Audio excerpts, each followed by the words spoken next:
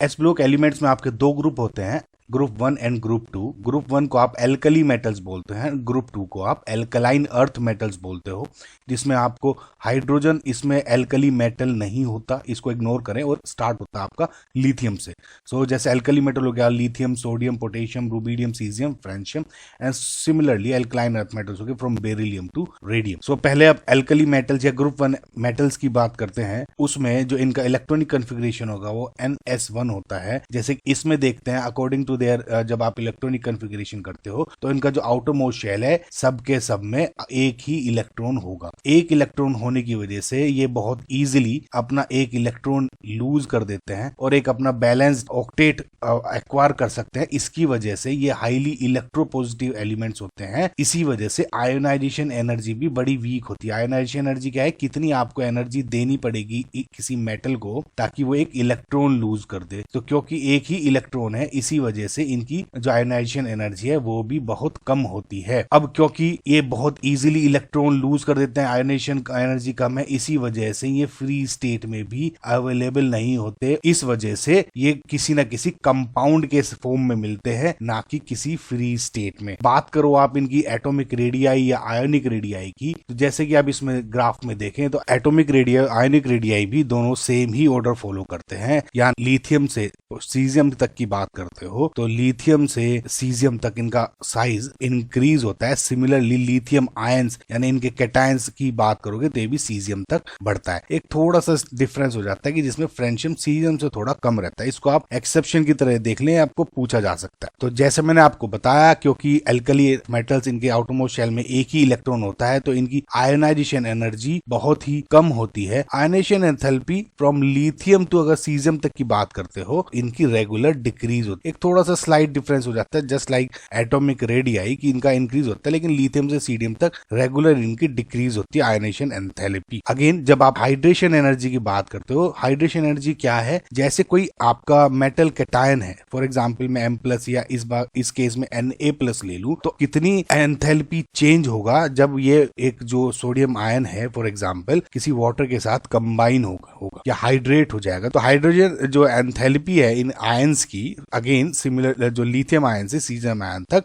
Regularly decrease होती है। इसका मतलब जो इनका डिग्री ऑफ हाइड्रेशन हो, एंथैल्पी चेंज होगा जो हाइड्रेशन का, वो सेम को इस ऑर्डर को आप फॉलो कर। नाउ अगर आप सेम ग्रुप की बात करो लिथियम से सीजियम तक, lithium has the highest degree of hydration या एंथैल्पी चेंज होगा। वो इसलिए होता है because lithium ion are smallest in size. अब फिजिकल प्रॉपर्टीज की बात करते हो तो एल्कली मेटल्स जनरली उनका जो वे बहुत ही सॉफ्ट होते हैं, लाइट होते हैं और सिल्वरी व्हाइट कलर के होते हैं। ऑल्सो अब अगर इनकी डेंसिटी की बात करें कि देखिए जनरली क्या होता है, लिथियम से सीजियम तक आप जाओगे तो डेंसिटी इनकी कंटिन्यूअस इंक्रीज होगी, लेकिन एक थोड़ा सा एक्सेप्शन हो जाता है कि जब लिथियम सोडियम जाएंगे तो पोटेशियम की उससे कम होती है। ओके, तो लिथियम देन सोडियम, तब यहाँ पोटेशियम हो जाता है, अब देन रुबीडियम एंड सीजियम। तो इसमें देखोगे तो पोटेशियम की सोडियम से थोड़ी कम है। जो एल्कली मेटल्स होते हैं इनकी जो मेल्टिंग पॉइंट और बॉइलिंग पॉइंट है, अगर आप उसके ऑर्डर में देखोगे तो इनका मेटेलिक जो बॉन्ड है उसके लिए उसका डायरेक्टली कंपेरेबल रहता है। नाउ बिकॉज अगर आप मेटेलिक बॉन्डिंग की बात करोगे, अगर ये कैटायंस हैं, ठीक है, अब इनके चारों तरफ इलेक्ट्रॉन्स का क्लाउड होता है, ठीक है। अब क्योंकि एक इलेक्ट्रॉन्स का ही क्लाउड होता है तो वीक मेटेलिक बॉन्डिंग होती है। फॉर एग्जांपल अगर 2 इलेक्ट्रॉन होते तो ये 2 इलेक्ट्रॉन होते आ रहे कैटायन के पास, तो एक तरह से ये इलेक्ट्रॉन को आप ग्लू की तरह मान लो और ये ग्लू कैटायंस को चिपका रहे हैं। अब एक इलेक्ट्रॉन है तो वीक मेटेलिक बॉन्ड हो गया। तो अगर आप melting and boiling point same order follow करते हैं, लिथियम से सीजियम तक कंटिन्यूअसली डिक्रीज होगी। अगर आप इसमें देखोगे बॉइलिंग पॉइंट और मेल्टिंग पॉइंट ये ऑर्डर हो गया। जो एल्कली मेटल्स होते हैं या एल्कलाइन अर्थ मेटल्स भी आगे देखेंगे, ये एक ऑक्सीडाइजिंग फ्लेम, ये इंपॉर्टेंट वर्ड, ऑक्सीडाइजिंग फ्लेम के वे कुछ कलर्स दिखाते हैं। इस वजह से इनकी जो आप फिजिकल टेस्ट है कि कौन सा मेटल है ये आप पता कर सकते हो। तो ये सब कलर्स इस तरह से जनरेट होते हैं और ये टेबल है, आप इसको देख लीजिए, याद कर लीजिए, पूछा जाता है डायरेक्ट। सो केमिकल प्रॉपर्टीज एल्कली मेटल्स ये बहुत ही ज्यादा हाईली रिएक्टिव होते हैं क्योंकि इनका जो साइज है अपने पीरियड में लार्ज होता है, आयनाइजेशन एनर्जी बहुत कम होता है और रिएक्टिविटी इनकी डाउन द ग्रुप और इंक्रीज होती है बिकॉज डाउन द ग्रुप इनका साइज और बढ़ता रहता है और एक इलेक्ट्रॉन इजीली लूज कर देते हैं। लो आयनाइजेशन एनर्जी है, आप समझ रहे हो ना। अगर आप एयर से रिएक्शन जब होती है उसकी अगर आप रिएक्शन देखें कि एल्कली मेटल्स होते हैं वे टार्निश हो जाती है इनकी सरफेस जब आप इनकी एयर में रखते हो या इनके मॉइस्चर आ जाता है, ठीक है। ये इसलिए होता है क्योंकि जैसे अब ये एक मेटल है एल्कली मेटल सोडियम, तो इसको देखोगे इसकी सरफेस टार्निश हो गई। अब ऑक्साइड ये जो ब्लैक ब्लैक ऊपर हो रहा है वो ऑक्साइड बनने की वजह से ये इस तरह से ऐसा लगता है कि जैसे खराब हो गई सरफेस। नाउ ये जो एल्कली मेटल्स हैं ये बहुत ही विगरसली रिएक्शन करते हैं जब एयर में होती है या ऑक्सीजन के साथ रिएक्शन करते हो जब ऑक्साइड बनाते हैं। अब इसमें ये रिएक्शन बहुत इंपॉर्टेंट है कि जब लिथियम ऑक्सीजन के साथ करते हो तो Li2O बनाता है जिसे आप नॉर्मल ऑक्साइड बोलते हो, जिसमें O2 नेगेटिव की ऑक्सीडेशन स्टेट हो। लेकिन जब अगर आप नीचे डाउन द ग्रुप जाओगे आप ये पाओगे कि जब अब सोडियम है, सोडियम Na2O के साथ साथ Na2O2 यानी पर ऑक्साइड भी बनाता है। नीचे सोडियम के बाद अब पोटेशियम, रुबिडियम, सीजियम पे भी जाओगे तो आप ये पाओगे कि ये सुपर ऑक्साइड भी बनाते हैं। नाउ ये इंपॉर्टेंट पॉइंट इसलिए है कि जब आप लिथियम है सिर्फ नॉर्मल ऑक्साइड बना रहा है, सोडियम नॉर्मल भी बना सकता है लेकिन पर भी बना रहा है। पर ऑक्साइड इसमें बहुत ज्यादा इंपॉर्टेंट होता है। लेकिन अगर ये वाले तीनों बना सकते हैं लेकिन मोस्ट स्टेबल इनका सुपर ऑक्साइड होता है। नाउ अगर आप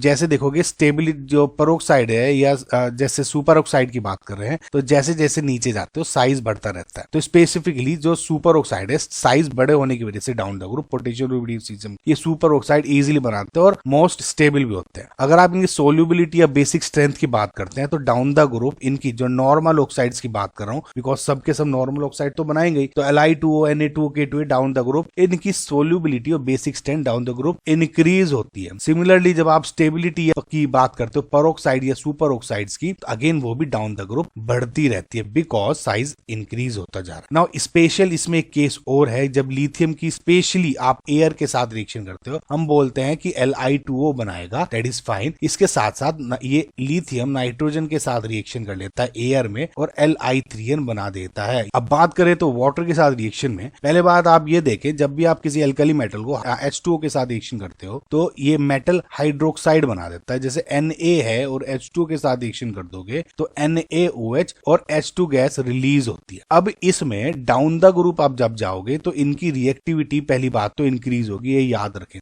यानी LiOH या NaOH, KOH लिथियम इनकी वाटर के साथ reaction down the group increase होगी रिएक्टिविटी और रिएक्शन मोर विगरस होती जाती है। लिथियम की सबसे लेस विगरस है यानी सबसे कम एनर्जी देगी लेकिन नीचे जीते जीते और ज्यादा एक्सप्लोजिव भी हो जाती है बाद में नीचे आकर। नाउ बिकॉज ये वाटर के साथ रिएक्शन करके एक्सप्लोजिव का काम करता है तो इसे डायरेक्टली या तो एयर में, क्योंकि एयर में मॉइस्चर के साथ रिएक्शन कर सकता है इसलिए या तो एयर में ना ही वाटर में नहीं स्टोर किया जाता, इसको कैरोसिन में स्टोर किया जाता है। जैसे इस फिगर में आप देख सकते हो ये लिथियम, सोडियम, पोटेशियम तीनों लिए हुए हैं और तीनों के तीनों को कैरोसिन में स्टोर किया हुआ है। नाउ बात यह है H2O की क्या, पर लेकिन क्वेश्चन आता है क्या आप इसको अल्कोहल या अमोनिया या अल्काइंस में भी डाल सकते हो? आंसर इज नो बिकॉज देखिए कुल मिला के प्रॉब्लम क्या है कि Na जो है यहाँ पे जब Na प्लस और इलेक्ट्रॉन निकाल देता है तो H2O के जो H आयंस है ना, H आयंस OH में H आयंस से रिएक्शन करता है। H आयंस के साथ अगर किसी भी कंपाउंड में जिसमें H आयंस हैं उनके साथ वो रिएक्शन कर लेगा और एक्सप्लोजिव नेचर बन जाएगा। अब अल्कोहल में देखते हो ROH तो H आयंस हैं इसमें अवेलेबल, एसिडिक हाइड्रोजन, अमोनिया में भी आप एसिडिक हाइड्रोजन अवेलेबल होता है। सिमिलरली जैसे एल्काइंस की बात करते हो ये टर्मिनल एल्काइंस की बात हो रही है स्पेसिफिकली जिसमें एसिडिक हाइड्रोजन होते हैं, ठीक है, तो इनमें भी स्टोर नहीं होगी। सो जब एल्कली मेटल्स डाइहाइड्रोजन या H2 गैस के साथ रिएक्शन करते हैं तो मेटल हाइड्राइड्स बनाते हैं। ये मेटल हाइड्राइड्स आयनिक होते हैं जिनका मेटल हाइड्राइड का आयनिक character down the group increase होता रहता है। इनकी स्टेबिलिटी जो डाउन द ग्रुप डिक्रीज होती रहती है और जो रिड्यूसिंग एजेंट जो कैरेक्टर है वो इंक्रीज होता है, ठीक है। जो मेटल हाइड्राइड्स हैं इनका मेल्टिंग पॉइंट भी बहुत ज्यादा होता है। तो बात करें हेलोजेंस के साथ रिएक्शन की यानी X2 जैसे Cl2, I2, Br2 तो आपके मेटल हैलाइड्स बना देते हैं। इनके साथ भी बहुत ज्यादा विगरस रिएक्शन होती है और ये जो कंपाउंड्स बनते हैं आपके हैलाइड्स ये आयनिक कैरेक्टर के होते हैं। नाउ ये जो हैलाइड्स है ये आयनिक होने के बावजूद भी इसमें थोड़ा सा एक्सेप्शन रह जाता है। नाउ बिकॉज जो लिथियम है इसका साइज बहुत ही छोटा होता है और जो हैलाइड्स है जनरली इनका साइज बड़ा होता है तो इस फेजांस रूल के अकॉर्डिंग हाईली पोलराइज हो जाते हैं और ये जो LiCl या लिथियम के जो कंपाउंड्स है वो जनरली उनका कोवेलेंट कैरेक्टर थोड़ा ज्यादा होता है और इन सब में लिथियम आयोडाइड सबसे ज्यादा कोवेलेंट होता है। ना इनकी रिड्यूसिंग नेचर की बात करें कौन इतनी इजीली इलेक्ट्रॉन लूज कर देगा तो उतना ही अच्छा रिड्यूसिंग एजेंट होता है। लेकिन अगर इसमें और down the group reducing agent क्योंकि साइज बढ़ता है एक एक इलेक्ट्रॉन है तो जनरली डाउन द ग्रुप आप जाओगे रिड्यूसिंग नेचर है वो बढ़ना चाहिए। इसका मतलब आइडियली आपका lithium then potassium then sodium potassium इस तरह से ऑर्डर होना चाहिए। लेकिन अगर आप देखोगे ये नहीं होता, इसमें सोडियम पोटेशियम रुबिडियम सीजियम यहाँ तक तो है, लेकिन लिथियम यहाँ होने के बजाय यहाँ मैक्सिमम होती है। वो इसलिए होती है क्योंकि सबसे छोटा स्मॉल साइज है और इसकी हाईएस्ट हाइड्रेशन एंथैल्पी है, इस वजह से इसका रिड्यूसिंग कैरेक्टर सबसे ज्यादा होता है। ना बात करें solution in liquid ammonia, liquid ammonia की बात हो रही है गाइज, ना कि गैसेस अमोनिया ना ही aqueous ammonia, pressurised low pressure पे जो अमोनिया को गैस को लिक्विफाई करा है उस, ठीक है। अमोनिया जब लिक्विड अमोनिया के साथ रिएक्शन करता है तो अमोनिएटेड मेटल कैटायंस बनेंगे और अमोनिएटेड इलेक्ट्रॉन्स बनते हैं। अमोनिएटेड इलेक्ट्रॉन्स की वजह से सॉल्यूशन का कलर, ये वाला पहले ही लेफ्ट वाला कलर देखिए, इन अमोनिएटेड कलर की वजह से जब आप मेटल को लिक्विड अमोनिया में डालते हो सॉल्यूशन ब्लू कलर का होता है। इन इलेक्ट्रॉन्स की वजह से ही जो सॉल्यूशन है वो पैरामैग्नेटिक होता है और इसी वजह से जो सॉल्यूशन है वो कंडक्टिंग इन नेचर होता है क्योंकि अवेलेबिलिटी ऑफ फ्री इलेक्ट्रॉन। लेकिन अगर आप लिक्विड अमोनिया में sodium, for example sodium metal की बात करो तो वो डालते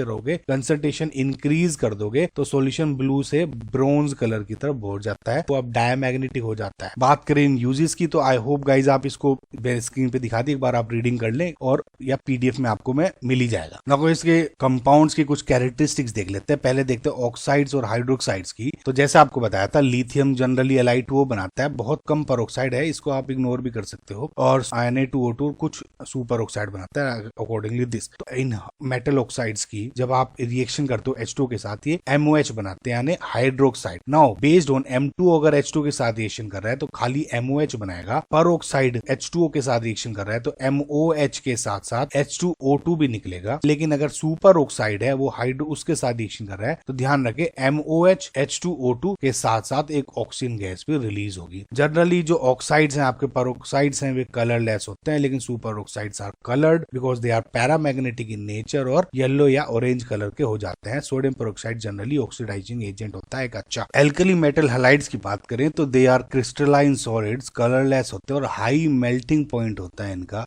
एल्कली मेटल हैलाइड्स है can be prepared from oxides को हाइड्रोक्साइड या कार्बोनेट के साथ जब आप किसी भी प्रॉपर के HX होते हैं फॉर एग्जांपल HCl उसके साथ आप फॉर्म कर सकते हैं अकॉर्डिंगली जो भी आपको बनाना है। और इससे पहले तो ये याद रखें कि जो एंथैल्पी ऑफ फॉर्मेशन है इसमें जो फ्लोराइड्स का है और बाकी क्लोराइड या BrI का है वो अलग है। अगर जैसे इस ग्रुप में भी देख रहे हो तो LiF then NaF then KF down the group decrease हो रही है या बोलो तो लेस नेगेटिव होती जा रही है। ओके, तो इनका ऑर्डर जो NaF है देन इसका इस तरह से होता है। तो या अगर मैं ऐसे बात करूं तो एनर्जी रिलीज के केस में तो डाउन द ग्रुप डिक्रीज होती जाए, लेकिन Li या LBr LCr या NaI इन सब का कंपैरिजन करोगे तो फॉर एग्जांपल Li की कम है देन इंक्रीज होगी, NaI इस तरह का ऑर्डर होगा। नाउ बात करें इनकी मेल्टिंग एंड बॉइलिंग पॉइंट के ट्रेंड्स की तो melting point and boiling point fluorides का ज्यादा होता है then chloride, bromides and iodides. Okay, जो एल्कली मेटल हैलाइड्स हैं these are soluble in water. Now LiF है या CSI है ये बहुत ही कम सोल्यूबल होते हैं या कभी कभी बोल दो तो ये लगभग इनसोल्यूबल हो जाते हैं बिकॉज इनकी हाइड्रेशन स्मॉल हाइड्रेशन एंथैल्पी होती है CSI के केस में, और जो LiF के केस में हाई लैटिस एनर्जी होने की वजह से ये इनसोल्यूबल होते हैं।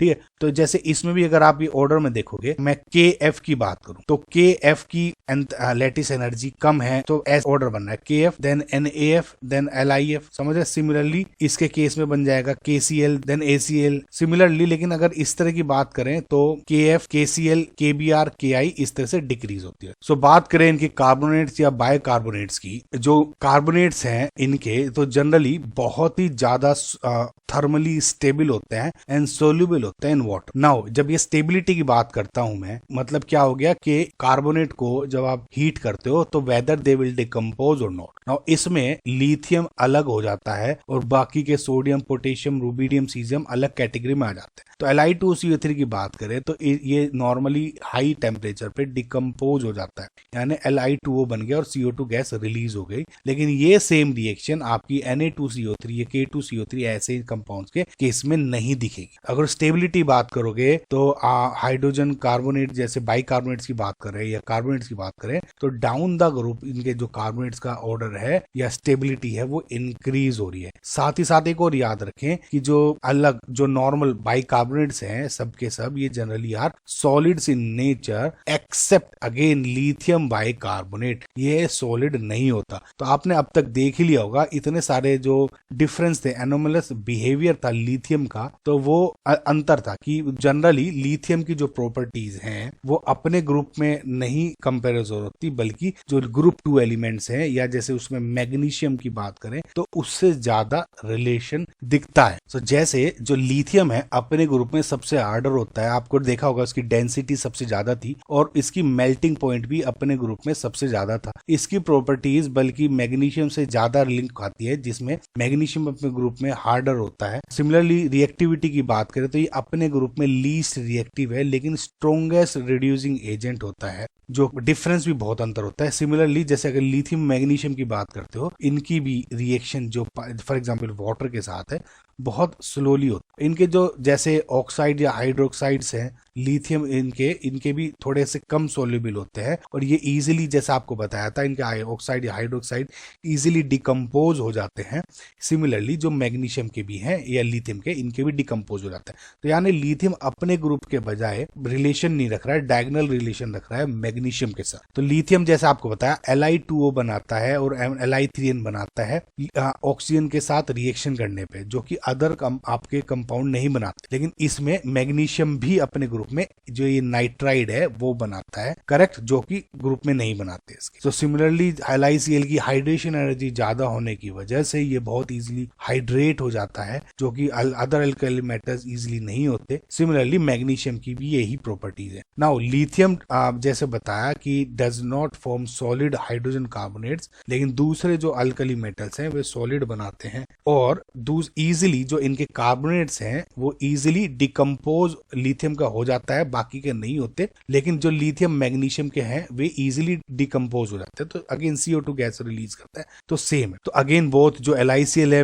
MgCl2 are soluble in ethanol, लेकिन दूसरे कंपाउंड जो NaCl है ये सब हैं ये सोल्यूबल नहीं होते। अब लिथियम नाइट्रेट की बात करें, ये बहुत इंपॉर्टेंट रिएक्शन है गाइस। जब आप इसको देखोगे कि जब लिथियम नाइट्रेट या LiNO3 को आप हीट करते हो, LiNO3 को हीट करोगे या NaNO3 या KNO3 इनको हीट करोगे तो डिफरेंट प्रोफाइल ऑफ रिएक्शंस पैदा हो जाते। जैसे अगर आप इसमें देखोगे तो लिथियम NO3 LiNO3 को जब आप हीट करते हो तो Li2O NO2 and O2 gas release होती है, लेकिन NaNO3 के केस में ये नहीं बनता। NaNO3 के केस में NaNO2 और O2 निकलता है, समझ रहे हो। या KNO3 की बात करूं तो यहाँ भी KNO2 और O2 गैस निकलेगी, लेकिन लिथियम के केस में नाइट्राइट, ये हो गया नाइट्रेट। नाउ अब इसके कुछ कंपाउंड्स हैं, इनके भी बात करें तो पहला इसका बहुत इंपॉर्टेंट जो कंपाउंड है वो है सोडियम कार्बोनेट, जिसको आप बोलते हो वॉशिंग सोडा, या इसका कंपाउंड जो इसका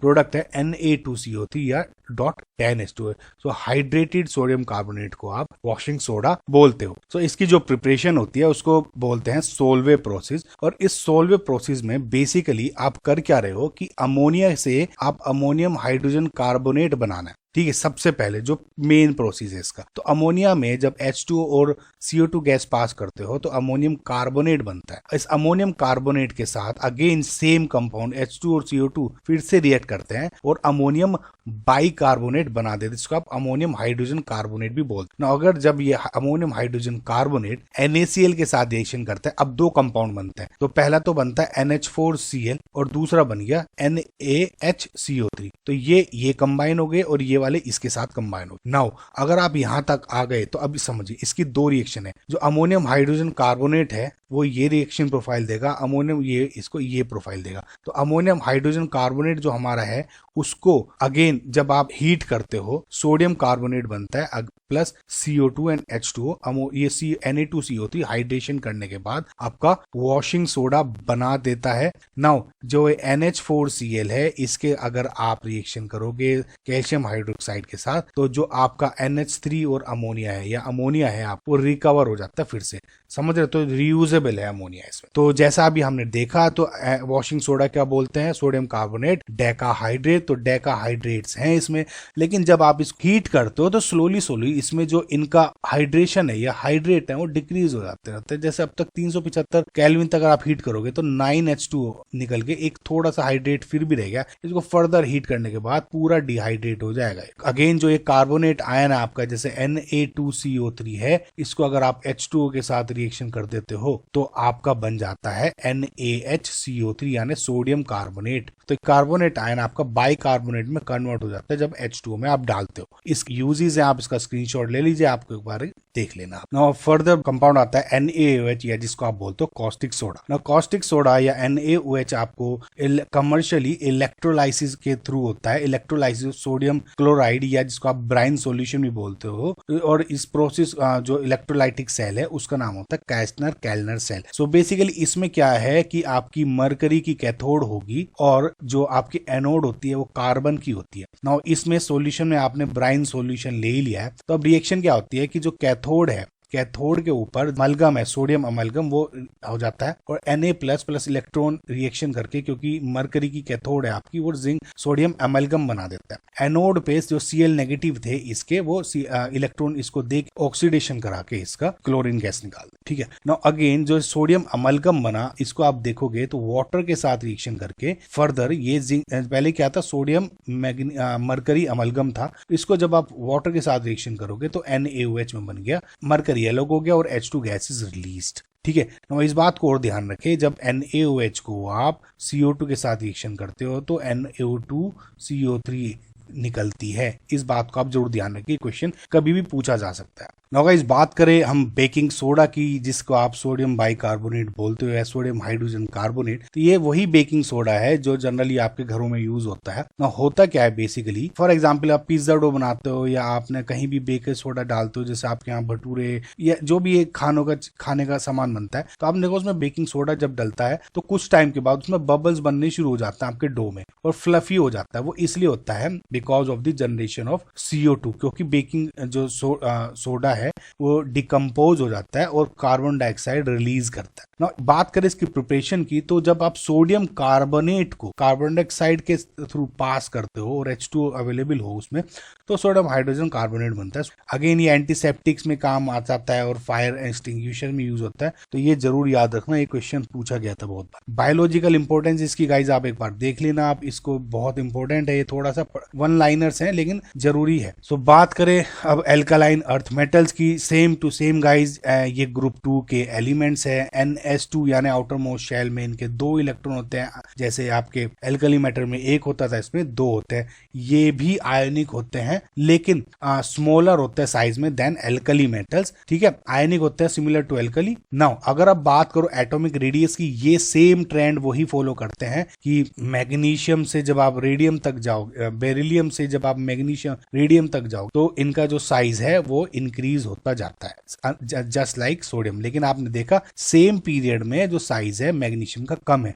लेकिन डाउन द ग्रुप उसका इंक्रीज हो रहा है। तो सोडियम मैग्नीशियम साइज ये है, तो नीचे नीचे नीचे इंक्रीज होगा, सिमिलरली इंक्रीज होगा, लेकिन यहाँ ऑर्डर एस हो। ठीक है, तो आयनिक रेडियाई का भी सेम ही प्रोसेस है, सेम ही ऑर्डर है, डाउन द ग्रुप होगा।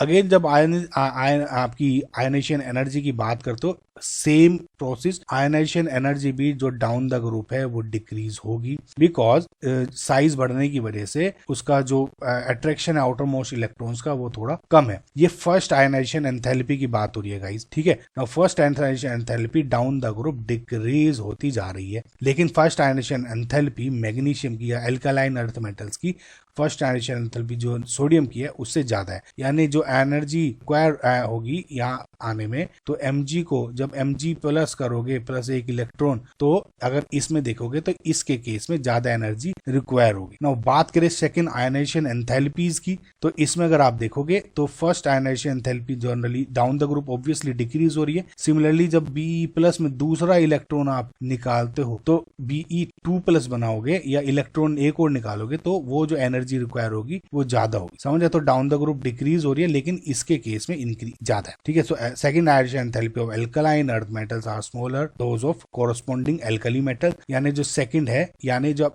सेकंड आयोनाइजेशन एंथैल्पी की बात करोगे तो इस ग्राफ में ऑर्डर यहाँ आएगा सबसे नीचे, ठीक है। नाउ हाइड्रेशन एंथैल्पीज की अगर आप बात करो तो जैसे कि आपने देखा था hydration enthalpies down the group alkali metals के केस में भी डिक्रीज हो रही थी, तो सिमिलरली हाइड्रेशन जो एंथैल्पीज है इनके केस में भी डाउन द ग्रुप डिक्रीज होते हैं, यानी ये वाला ऑर्डर आपका हो जाएगा। तो एल्कलाइन अर्थ मेटल जो लेकिन इसमें एक है कि जो हाइड्रेशन एंथैल्पी है एल्कलाइन अर्थ मेटल्स की वो ज्यादा होती है कोरोस्पोंडिंग एल्कली मेटल आयंस की, ठीक है। नाउ बात करें आप फिजिकल प्रॉपर्टीज की, अगेन ये भी सिल्वरी वाइट होते हैं, सॉफ्ट होते हैं और जैसे लस्चरस होते हैं जैसे आपके एल्कली मेटल्स होते थे, लेकिन these are slightly harder, soft हैं लेकिन slightly harder than alkali metal, ठीक है। अगेन ये जो मेल्टिंग पॉइंट और बॉइलिंग पॉइंट की आप देखते हो, अगर इसमें कंपैरिजन देखोगे तो आप देखोगे कि lithium, sodium, potassium, rubidium, caesium, इनका जो मेल्टिंग पॉइंट था वो down the group regularly decrease हो रहा था,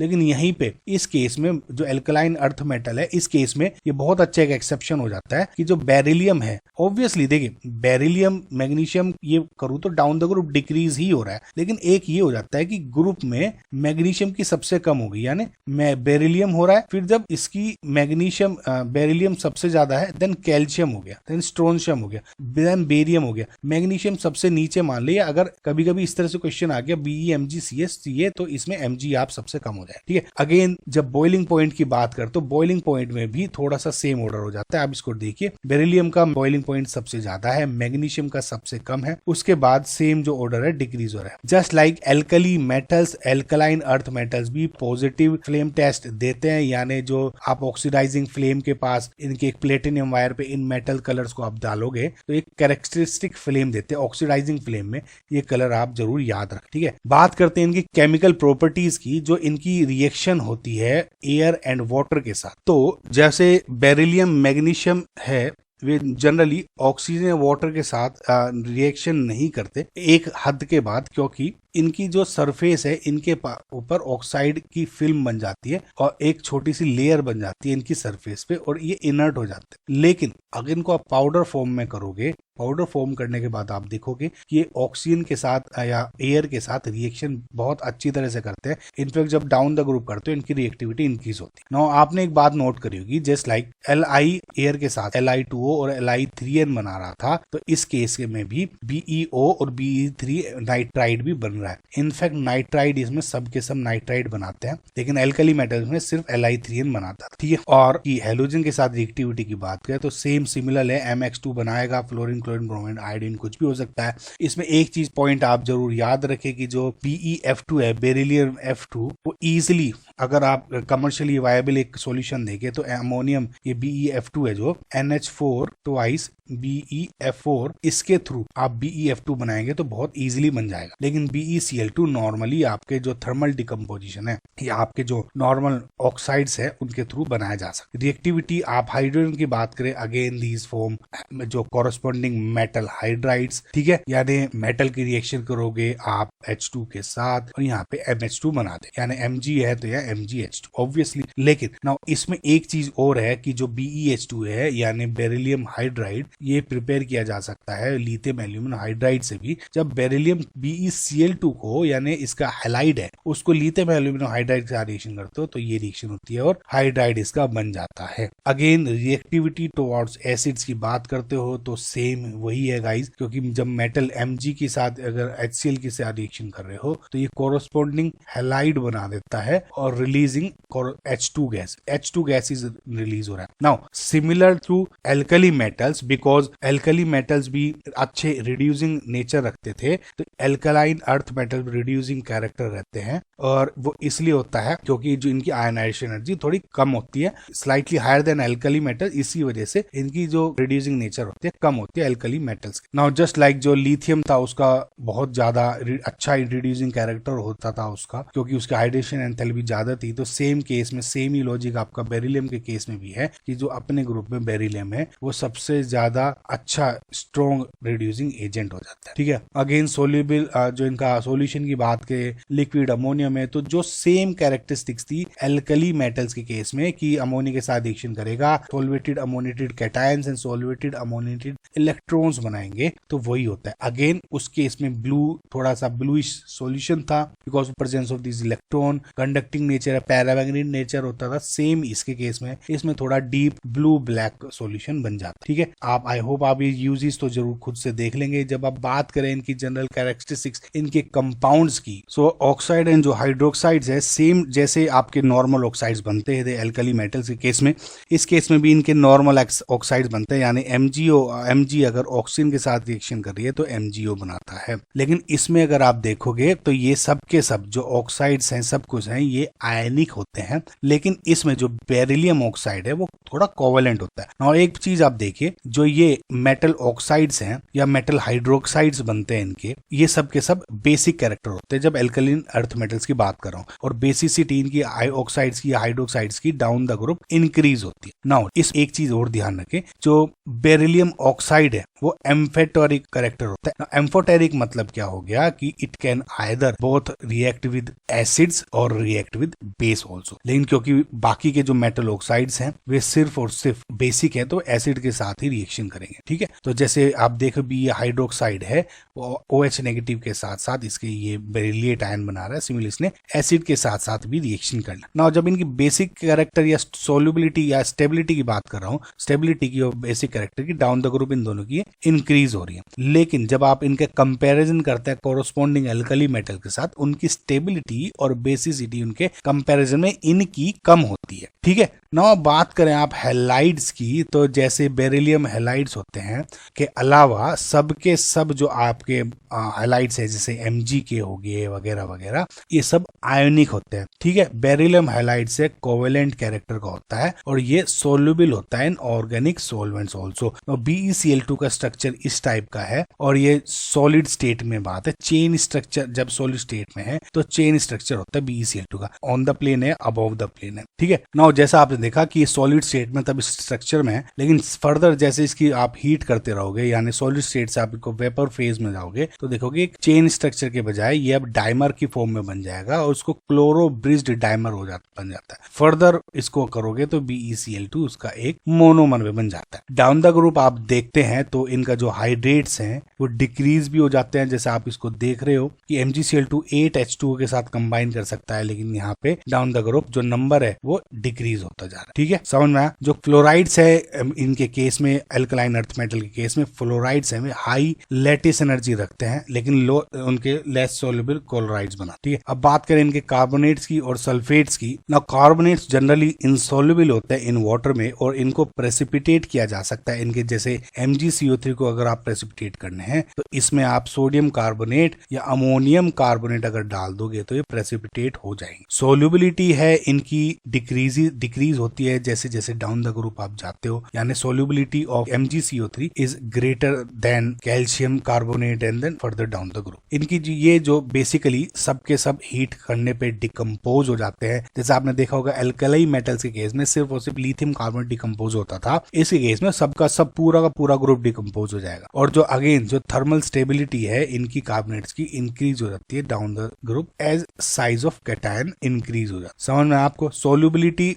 और इसमें जो थर्मल स्टेबिलिटी है इनका ऑर्डर डिफरेंट है। नाउ अगेन जो बेरिलियम कार्बोनेट है वो अनस्टेबल तो है ही, थर्मल अनस्टेबल हो जाता है, दैट इज फाइन, लेकिन वो इतना अनस्टेबल होता है कि उसको कार्बन डाइऑक्साइड के एटमॉस्फेयर में आपको रखना पड़ता है। नाउ अगेन जब सल्फेट्स की बात करें, sulphate these are white solids, stable होते हैं हीट में जनरली और मोर स्टेबल होते हैं। जैसे आपने देखा कि थर्मल स्टेबिलिटी कार्बोनेट्स की डाउन द ग्रुप इंक्रीज हो जाती है तो सिमिलरली इनकी भी ऐसे ही हो जाती है। सोल्यूबिलिटी जैसे डाउन द ग्रुप डिक्रीज हो रही थी सो इनकी भी solubility down the group decrease हो रही है। ना सोल्यूबिलिटी इसलिए हो जाती है क्योंकि बिकॉज डाउन द ग्रुप आप जाओगे तो एवरेज जो हाइड्रेशन एनर्जी है वो ग्रेटर हो जाती है लेटेस्ट एनर्जी से। ना इनके नाइट्रेट्स की बात करें तो नाइट्रेट्स इनके बनते हैं कार्बोनेट के साथ। फॉर एग्जांपल अगर आप MgCO3 को मैग्नीशियम कार्बोनेट को डाइल्यूट HNO3 यानी डाइल्यूट नाइट्रिक एसिड के साथ डालते हो तो कोरोस्पोंडिंग आपके बन जाएंगे नाइट्रेट्स, मैग्नीशियम नाइट्रेट। नाउ एक बात और ध्यान रखे,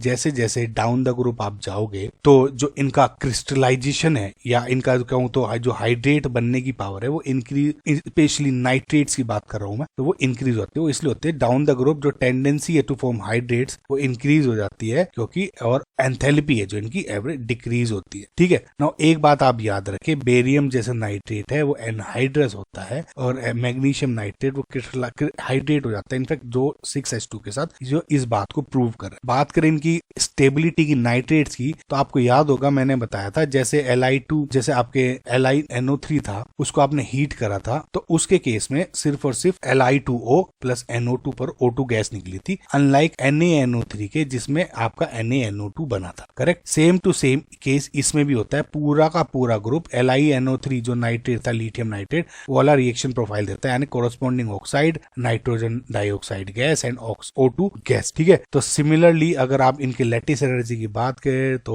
लैटिस एंथैल्पी जो है decrease with increase in ionic size, तो यानी जैसे जैसे डाउन द ग्रुप जाएंगे तो लैटिस एनर्जी डिक्रीज हो रही है और इसका मतलब डाउन द ग्रुप इनकी जो सोल्यूबिलिटी है वो भी इंक्रीज हो रही है। ठीक है, नाउ हाइड्रेशन जो एंथैल्पी है डिक्रीज हो रही है डाउन द ग्रुप और इसकी वजह से जो सोल्यूबिलिटी है इन कार्बोनेट जो डिक्रीज हो जाती है, सोल्यूबिलिटी इन कार्बोनेट्स और सल्फेट्स के केस में। ठीक है, अब एनोमलिस बिहेवियर जैसे लिथियम का इनके केस में था, डायगोनल रिलेशन था मैग्नीशियम के साथ, तो ऐसे ही बेरिलियम का भी रिलेशन जो डायगोनल रिलेशनशिप है वो ग्रुप 3 एलिमेंट यानी एल्यूमिनियम के केस में ज्यादा रहता है और अपने ग्रुप में थोड़ा इनका अंतर होता है। जैसे कि बेरिलियम है उसका जो एटॉमिक साइज है और आयनिक साइज वो बहुत कम है और जिसकी वजह से और जो दूसरा कंपाउंड है उनका थोड़ा स्लाइटली इस बेरिलियम से कंपैरिजन में ज्यादा हो जाता है और उसी वजह से क्या हो जाता है कि जो बेरिलियम के कंपाउंड्स हैं वो लार्जली कोवेलेंट कैरेक्टर के हो जाते हैं और इजीली हाइड्रोलाइज भी हो जाते हैं, हाई एनर्जी होती है, स्मॉल साइज होता है। बेरिलियम है जिसका कोऑर्डिनेशन कंपाउंड 4 भी होता है due to the availability of 4 orbitals. Now why this is more related to beryllium और एल्यूमिनियम, उसका रीजन ये है, सबसे पहले तो इनका जो बेरिलियम का है जो एटॉमिक रेडियस है या चार्ज से रेडियस की जो रेशियो, एटॉमिक रेडियस और जो या चार्ज की जो रेशियो होती है, रेडियस रेशियो से चार्ज बाय रेडियस रेशियो, वो थोड़ा सा एल्यूमिनियम से ज्यादा रिजेंबल करती है, एल्यूमिनियम के कंपैरिजन में हो जाती है। नाउ बोथ मेटल्स जो है वो एकदम से एसिड्स के साथ अटैक नहीं कर सकते। नाउ बिकॉज क्या हो जाता है कि जो इनकी, मैंने आपको बताया था कि जब सॉलिड फॉर्म में होते हैं इनके ऊपर एक फिल्म बन जाती है ऑक्साइड्स की, जिसकी वजह से रिएक्ट नहीं कर पाते, इनकी पाउडर फॉर्म में इनको रिएक्शन करना पड़ता है। नाउ जैसे बेरिलियम हाइड्रोक्साइड है वो बेरिलिएट आयन बनाता है, करेक्ट, और सिमिलरली जो एल्यूमिनियम है वो आपका एल्यूमिनेट आयन बनाता है जब मैंने इनकी रिएक्शन कराई किसी बेस के साथ। ठीक है, जो क्लोराइड्स हैं जो बोथ मेटल्स वो ब्रिज्ड चेन स्ट्रक्चर होता है, जैसे मैंने बताया था आपको कि जो भी ECl2 का भी कुछ इस तरह का स्ट्रक्चर है, तो आप Al2Cl3 का भी देखोगे तो उसका भी थोड़ा इस तरह का ब्रिज का स्ट्रक्चर होता है जो कि हम P ब्लॉक में पढ़ेंगे। नाउ अगेन जो दोनों के दोनों जो कंपाउंड है बेरिलियम और एल्यूमिनियम, ये कॉम्प्लेक्स फॉर्मिंग टेंडेंसी इनकी ज्यादा। नाउ अब देखते हैं गाइस इनके जो इंपॉर्टेंट कंपाउंड्स जो कि अब इनके पढ़ेंगे। सबसे पहला पढ़ते हैं कैल्शियम ऑक्साइड जिसको आप क्विक लाइम भी बोलते हो। सो बेसिकली जब लाइमस्टोन को यानी कैल्शियम कार्बोनेट जिसको बोलते हो इन रोटेटरी किल में जब इसको हीट करते हो तो ये एरो है, तो कैल्शियम कार्बोनेट ब्रेक हो जाता है कैल्शियम ऑक्साइड में और carbon dioxide gas is release. Now इसको आप लाइमस्टोन बोलते हो और इसको बोलते हो आप क्विक लाइम। सो जो लाइमस्टोन से आपका क्विक लाइम बनाता, अगर आप उसमें CO2 जो गैस रिलीज हुई थी CO2 को अलग कर ले, CO आपको बन गया और इसकी फर्दर रिएक्शन करा सकते हो। क्विक लाइम एक एमोर्फस सॉलिड है और हाई मेल्टिंग पॉइंट होता है 2870 केल्विन का। नाउ इसकी जो कैल्शियम ऑक्साइड है अगर आपकी रिएक्शन देखोगे तो वो एयर से इजीली मॉइस्चर भी आपका एब्जॉर्ब कर सकता है और कार्बन डाइऑक्साइड गैस भी इजीली उसके साथ रिएक्शन कर सकता है। मॉइस्चर लेके वो कैल्शियम हाइड्रोक्साइड बनाता है और कार्बन डाइऑक्साइड गैस करके कैल्शियम कार्बोनेट बनाता है। ठीक है, ये इजीली कैल्शियम जो ऑक्साइड है क्विक लाइम वो इजीली हाई टेम्परेचर पे एसिडिक ऑक्साइड्स के साथ भी बनता है, जैसे कि सिलिका है आपका SiO2 या P4O10 है, ये दोनों के दोनों अच्छे एक एसिड्स होते हैं। इनके साथ रिएक्शन बनके तो सिलिकेट या फोस्फेट्स बना देंगे, जिसमें कैल्शियम सिलिकेट जिसमें कैल्शियम फोस्फेट्स, ये अच्छे पॉइंट्स होते हैं गाइस, याद करना। यूजेस ऑफ जो कैल्शियम ऑक्साइड है आप इसको देख लेना एक बार, आपको मैन्युफैक्चरिंग ऑफ सीमेंट वगैरह में बनता है, कॉस्टिक सोडा में यूज होता है, ये आप जरूर एक बार इस पर नजर मार लेना। अब बात करते हैं हम कैल्शियम हाइड्रोक्साइड की जिसको बोलते हो आप स्लेक्ड लाइम। जैसे मैंने आपको ऊपर बताया था कि CaO में जब आप H2O डालते हो तो कैल्शियम हाइड्रोक्साइड बन जाता है। करेक्ट। ये भी एक अमोर्फस पाउडर है और बहुत ही कम सोल्युबल होता है वाटर के साथ। अब कैल्शियम हाइड्रोक्साइड का जो पाउडर फॉर्म है उसको आप बोलते हो स्लेक्ड लाइम, लेकिन इसमें जैसे ही H2O अगर आप डाल देते हो तो H2O डालते के बाद इसका जो नाम है वो बोल देते हैं लाइम वाटर, और अगर इसको सस्पेंशन की फॉर्म में रखोगे तो इसको बोलते हैं मिल्क ऑफ लाइम। तो देखो कितने सारे इसके नाम हो गए। कैल्शियम जो हाइड्रोक्साइड या जो आपका स्लेक्ड लाइम है वो कार्बन डाइऑक्साइड की रिएक्शन करके कैल्शियम कार्बोनेट बना जाता है। इस कैल्शियम कार्बोनेट की बनने की वजह से ये क्या हो जाता है, जो मिल्की कलर का बन जाता है। आपने बहुत बार देखा होगा, जो यानी अगर आप स्लेक्ड लाइम है, देखिए कई तरह से क्वेश्चन पूछे जा सकते हैं। स्लेक्ड लाइम है उसको अगर आप कार्बन रिएक्शन कर रहे हो कार्बन डाइऑक्साइड के साथ तो रिएक्शन मिल्की बन गई, यानी कैल्शियम कार्बोनेट बन गया उसकी वजह से। ठीक है ना, इस कैल्शियम कार्बोनेट की है अब एक्सेस, जैसे कैल्शियम हाइड्रोक्साइड के साथ रिएक्शन कराई कार्बन डाइऑक्साइड के साथ, ये इसमें बन गया। फर्दर और एक्सेस के साथ रिएक्शन हो रही थी तो कार्बन डाइऑक्साइड इस कैल्शियम कार्बोनेट के साथ रिएक्शन करके, यानी इस पूरे ग्रुप के साथ H2 और CO2 के साथ रिएक्शन करके कैल्शियम बाइकार्बोनेट बना देता है। नाउ अगेन कैल्शियम जो हाइड्रोक्साइड है आपका, आप क्लोरीन गैस पास करने के बाद हाइपोक्लोराइड बनाता है और कैल्शियम क्लोराइड। नाउ एक बात याद रखना, आप इसका इंपॉर्टेंट पॉइंट यही था याद करने का, ये ब्लीचिंग पाउडर यानी स्लेक्ड लाइम में जब आप हेलोजन गैस या क्लोरीन गैस पास करते हो तो ब्लीचिंग पाउडर यानी कैल्शियम हाइपोक्लोराइट बनता है, जो कि ब्लीचिंग पाउडर का एक इंपॉर्टेंट कंस्टिट्यूएंट है। आप इसका हाइड्रोक्साइड्स के इंपॉर्टेंट यूजेस एक बार जरूर नजर देख लेना आप PDF से। अब बात करते हैं हम कैल्शियम कार्बोनेट्स की। जैसे हमने बताया कि बहुत बार अभी डिस्कस भी करा था कि जो कैल्शियम कार्बोनेट है, जैसे उसमें कैल्शियम हाइड्रोक्साइड में एक्सेस ऑफ कार्बन डाइऑक्साइड या CO2 डाल दी, नॉर्मल CO2 डाली पहले तो कैल्शियम कार्बोनेट और H2 बन गया, एक्सेस डालोगे तो तब कैल्शियम बाइकार्बोनेट बन जाए। ठीक है, तो फिलहाल कैल्शियम कार्बोनेट जब नॉर्मल CO2 के साथ करता है तो ये बन गई। इसकी एक रिएक्शन और है, जब आप CaCl2 और सोडियम कार्बोनेट के साथ रिएक्शन करते हो तो CaCO3 और NaCl ये बना देता है। ठीक है, इस तरह से आप इसको याद रख। कैल्शियम कार्बोनेट इजीली डिकम्पोज हो जाता है, जैसे ये इसका आप हीट करते हो तो देखोगे तो क्विक लाइम और CO2 में कन्वर्ट हो गया। यही आपको देखा था जब आपने क्विक लाइम की प्रिपरेशन देखी थी। क्विक लाइम में क्या देखा था कि जब आप लाइमस्टोन को जब आप लाइमस्टोन को हीट करते हो तो calcium oxide CO2 gas release हो जाता है। ठीक है, नाउ अगेन जो कैल्शियम कार्बोनेट है आपका, जो लाइमस्टोन है, वो जब एसिड्स के साथ रिएक्शन करता है तो इसमें क्या होता है, H2 और CO2 तो निकली गई। ठीक है, कोरोस्पोंडिंग आपके ये बन जाएगा, जैसे Ca है, इस नेगेटिव के साथ रिएक्शन करके CaCl2, कैल्शियम इसने इस नेगेटिव के साथ करके कैल्शियम सल्फेट बना दी। ठीक है, इसके एक बार आप यूज जरूर देख लेना। तो कैल्शियम सल्फेट हेमीहाइड्रेट पड़ता है, जिसको आप प्लास्टर ऑफ पेरिस बोलते हैं। नाउ गाइस, इसमें एक बात याद रखें कि जो प्लास्टर ऑफ पेरिस है इसमें हेमीहाइड्रेट है। ठीक है, नाउ जो जिप्सम है, जो डाइहाइड्रेट होता है, कैल्शियम सल्फेट डाइहाइड्रेट, इसको जब आप हीट करते हो 393 केल्विन तब आपका ये बन जाता है आपका प्लास्टर ऑफ पेरिस। ये क्या है आपका प्लास्टर ऑफ पेरिस। ये ट्वाइस है गाइस, इसलिए हो रहा है। अगर आप डिवाइड कर दोगे तो ये हो जाएगा। तो ये पॉइंट जरूर याद रख लें आप। नाउ एक बात आप याद रखें कि जो ये सीमेंट है, सीमेंट पे बहुत इंपॉर्टेंट क्वेश्चन आ जाते हैं, और जो कंपोजिशन होता है मल्टीपल कंपाउंड्स का, जैसे लाइम हो गया, सिलिका हो गया, एल्यूमिनियम हो गया, आयरन के ऑक्साइड हो गया, मैग्नीशियम का ऑक्साइड हो गया, और जो इसका रॉ मटेरियल है फॉर सीमेंट प्रोडक्शन लाइमस्टोन और क्ले जनरली आप यूज में ला। ठीक है, अब इसकी बात देखें तो बायोलॉजिकल इंपॉर्टेंस की मैग्नीशियम और कैल्शियम की, इसको आप एक बार रीड कर ले, ये बहुत इंपॉर्टेंट है। इस पे सवाल भी आया हुआ है। पहली बात तो जो ये डायरेक्टली सेंटेंस उठाया हुआ है NCERT से। ठीक है, जैसे मैग्नीशियम है वो थोड़ा क्लोरोफिल और प्लांट बेस्ड उसमें क्वेश्चन में आ जाता है, और ये जो कैल्शियम है is present in bone, teeths and play role in neuromuscular function, interneural transmission and blood coagulation. ये डायरेक्ट स्टेटमेंट उठा लेता है मेंस में। ठीक है, तो आई होप गाइज ये चीज आप पढ़ लेंगे।